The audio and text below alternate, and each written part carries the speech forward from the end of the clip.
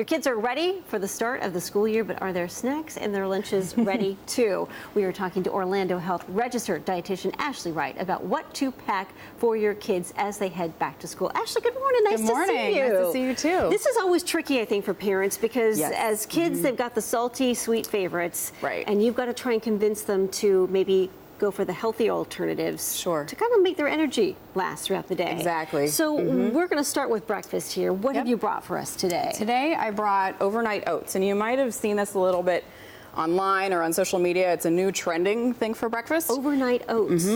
So what you do is you take the dry oats and you put the milk in at night and you put it in the refrigerator, and then overnight the oats soak up the extra liquid.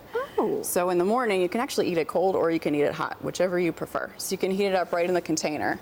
Then here I have either cocoa powder or powdered peanut butter. You can mix a little bit of that in so your kids get a little bit of the sweet but not a lot of added sugar. Perfect. Yeah. Great thing to take to the bus stop, right? Exactly, yeah. Okay. And then you get some extra fiber from the oatmeal to give you that longer lasting energy to get you through lunch. As opposed to a sugary cereal with which a lot of Exactly. kids like to have. Okay, next, a good snack option here.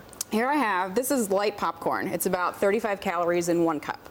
So you can either get this amount of popcorn for 105 calories or this amount of the potato chips. Ah, okay. So when it comes to the popcorn, you get a lot bigger volume out of it, and you also do get some fiber from the popcorn. So the kids are getting some nutritional value. And you get fuller faster, right, with this? Exactly, yes. Where you keep wanting to eat this. Okay. Yeah, so you get a little bit of salt from that, but not an overwhelming amount. Okay, all right. What's next on your list here? Next, I wanted to show the comparison between some dried fruit and fresh fruit. So this is actually a serving of raspberries. So if you think about having that for a snack, it's a really big portion you can get. Is that about a cup of raspberries right there? Okay. Exactly, yep.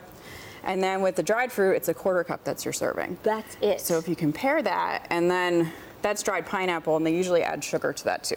So you're always better off to do the fresh fruit than doing the dried fruit. Okay, everybody seems to think that the dried fruit is a great option, but we forget how many calories and how much sugar's in it. Right, or something like a trail mix. You really only get about a 1/4 cup for a serving. And speaking of trail mix, almonds are a great option. I know nuts are good, but you got to kind of watch your portion sizes with those. Yeah, that's a portion size. It's about a 1/4 cup with the nuts too.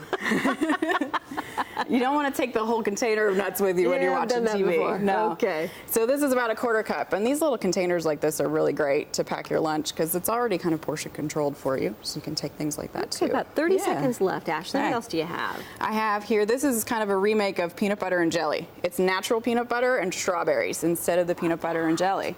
So you don't get any of the added sugar from the jelly. Oh, that's terrific. And the natural peanut butter doesn't have any added sugar or fat. Okay.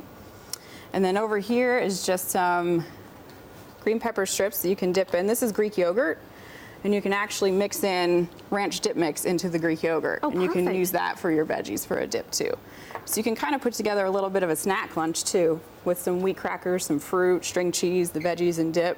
So things that are easy to throw in the lunchbox in the morning, that's not going to take a lot of time. Okay, great advice. Some really good options for heading back to school. Ashlee, thank you so much. Sure, thanks for having me. Very good. So these are some great ideas for parents getting their kids ready to head back to school tomorrow.